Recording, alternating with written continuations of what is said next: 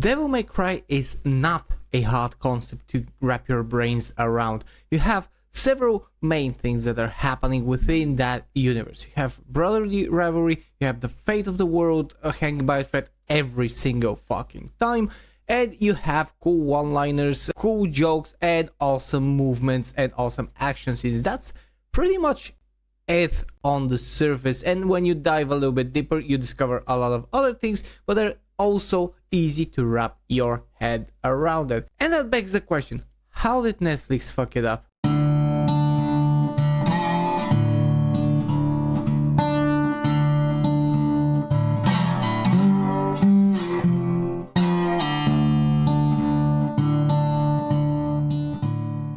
Greetings ladies and gents, my name is Helzo the Bearded Balkan Blabbermouth and I am DiscussThing, and today I will be making a short improvised review of Netflix's Devil May Cry, a series that actually had a lot of promise because it actually came out with a promise to deliver a more faithful adaptation to the series and to have sort of a prequel slash manga adaptation that was happening before the start of the games, namely Devil May Cry 3, and it all seemed good. We received the first trailer and I personally enjoyed it. It was nice, it had cool characters, it had a cool Dante who was voiced by the voice actor that is actually voicing Nero in the games because of some stuff that happened. However, it was sounding good, it was looking good, it was feeling good. Then we got the music for it, which was heavily marketed, which even made things better in my opinion on the surface, because one of the main aspects of the game is the music and what's happening in each scene. So it seemed very, very nice when you looked at it, and it actually seemed too nice. And the cautious part of me, the red flag, started flaring up because it is Netflix. They almost never do something without changing things in a very risky way. Sometimes it used to work for them, but more recently so, nothing that they did kind of worked quite the way that they were probably expecting it to. And once I booted up the series and once I started seeing spoilers a little bit before that, I realized that I am in for a shit show. And yes, I was right. The thing about Devil May Cry is that you have a protagonist who is center figure in every game, in every storyline that we explore, even if the storyline is not centered around him as a playable character in the games, he is still center figure every single time. And I of course am talking about the main protagonist in this adaptation, which is Dante. Or you probably would be a little bit confused because the center is not that around Dante, whereas is on Mary or Lady, and of course a lot of side characters that you're probably going to find a little bit confusing as to their motives, their aspirations, or their way of doing things, just like the rabbit that we have seen in the trailers. I, to this point in my experience after watching the entire series, cannot fathom how he figured out and how he managed to calculate half of the things that he did, taking into account what he actually is. I will try to get as little spoilers as possible. However, there will be some while I'm doing this review. And before I continue, I would like to humbly ask you to subscribe, like, share this video if you enjoy the content, comment down what your thoughts are, and of course the most important for me thing in the experience and the things that I do is to click the join button and become a member. It will help me immensely and it will help my cause of helping homeless animals and animals in shelters immensely. Thank you very much. And now back. So these series are kind of supposed to be a sort of prequel to the Devil May Cry 3 game, which is the earliest iteration of the story that we got in the official lore in the main universe that this should have been taking place. We have this prequel and we see young Dante, we see him doing what he does, being a demon hunter, trying to keep himself fed with pizza and just having fun. And he actually was depicted as a cool badass fighting in kind of the usual style that you can see Dante, especially in Devil May Cry 3, with the jukebox in that one scene against a lot of mercenaries, and he did quite the awesome stuff. And this is where one of the first positive things about this series is, and it is the action scenes. The action scenes were nice. They were feeling good. They had the proper music and they had the proper vibe to it. So I have no complaints on the fight scenes themselves as to what they depicted. However, when you have this scene where Dante is basically running at almost at the speed of light and just phasing through all of his opponents, having Lady or Mary just go and join the fight and actually go toe to toe with Dante, with what we had just seen with him as speed and strength, is just laughable. She's nowhere as strong as him in any depiction of the story, and actually one of the things that made her kind of be able to go toe to toe, even though he was often just going easy on her in the games, was her big gun, which we don't fucking see until the semi-last episode. And that's another gripe on me. Mary, Lady, I love Lady. I love her as a character. She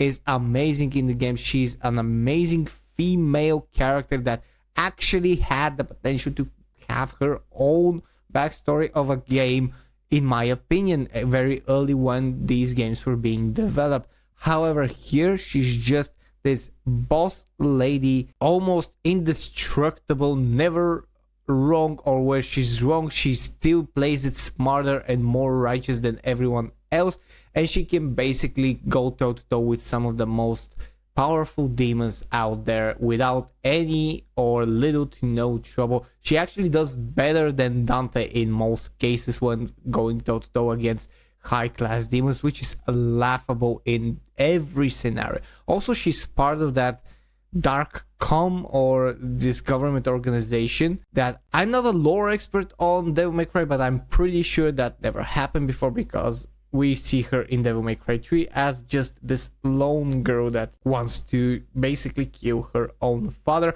which in the series she kind of does, and it's shown as she was a little girl. She basically just lets him burn to death. It's kind of fucked up, and lore wise it doesn't matter, and that is the point that I want to make when continuing with this review. If you look at this series as purely from an outside point of view, without delving into what's lore accurate and what is not lore accurate, what is being depicted correctly and what, just enjoy the fun and just see the pictures and see what they're talking about, you might have a decent series. It is not a bad series in and of itself. It's decent, it's good. It has cool action scenes, it has cool music, it has cool other scenes. It's a bit rushed, but it's good TV series. The problem is it is adapting a very well-known universe that is very well loved by not a small number of people, and those people are gamers who you should not fuck with. And when we talk about lore-wise and story-wise and not fucking with gamers' apps beloved series and storylines, the story is very, very much deviating from all the games. We see demons and we see people who are supposed to be coming into different parts of Dante's journey from the games, and we see them all in one place. We see characters from Devil May Cry 3, Devil May Cry 4, Devil May Cry 5, 2, 1, all of which were after the events of the series. The only character from the manga, I think, was that rabbit, the villain, and I actually loved his character, the way he was depicted in the story. I'm not sure exactly what his character is in the manga because I regrettably haven't read it, but what was done with him was at least smart, and he was at least a bit more three-dimensional than most of the other characters. We also have Kevin Conroy's last voice performance. Yes, it's not Batman from the multiverse movie from a year or something ago, but it is this one. This is his very, very last performance, unless something else comes up in the future, I don't know.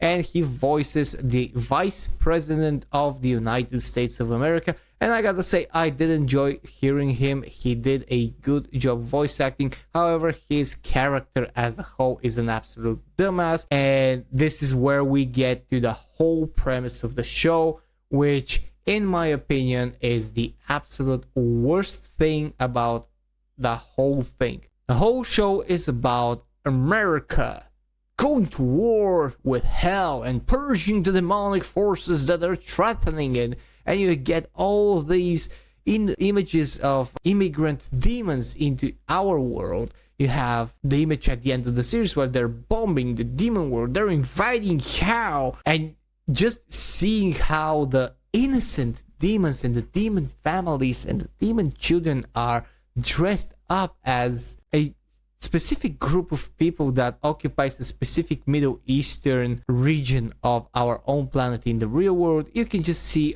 all the attempts at depicting how badly America has done things in the past, which I would never argue or support on that. This was something that happened, everything that was happened, and whatever your opinions might be about these events that are very heavily depicted and very heavily implied from a certain standpoint in the TV series, the truth remains one. Nothing like this has any place in an animated series, much less an animated series about a white-haired badass who loves pizza, swings his sword, and kills demons. This should be focused on Dante and Virgil. They are the brothers, and they should be the main focus on the story. Mary is a side story in a game, and she did have a good story, but she was never supposed to be such a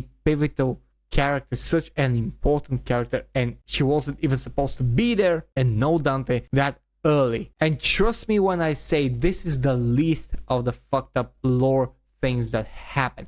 You have balance issue with power, where you have the left versus the right. Right off the bat of the show, you have such a debate. You have innocent demons searching for heaven and for the promised land and for some place to feel safe and move to this great realm, this great country beyond the artificially raised wall that separates and keeps them from crossing over. They cannot cross over to this magnificent land, and of course the whole thing takes place entirely in MURICA. So if you haven't catched any of the innuendos before or the implementations, that's it, that's your cue.